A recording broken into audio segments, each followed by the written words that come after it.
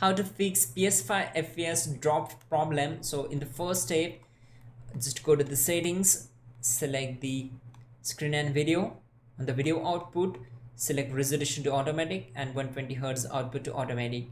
Now go down, and if your TV supports LLM, then turn on this option. Make sure turn on this and your problem will be fixed. Now just go down to save data and game app settings, select game presets and choose the performance mode from here.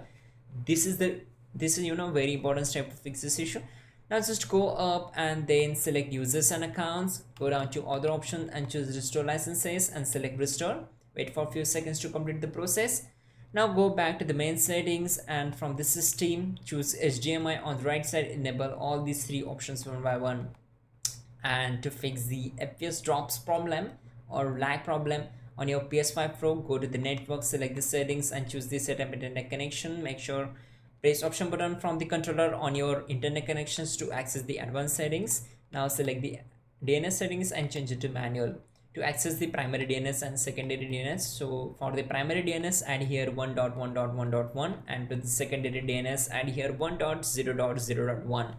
Now select OK, reconnect your connection, and trust me, restart your PS5 and your problem will be fixed.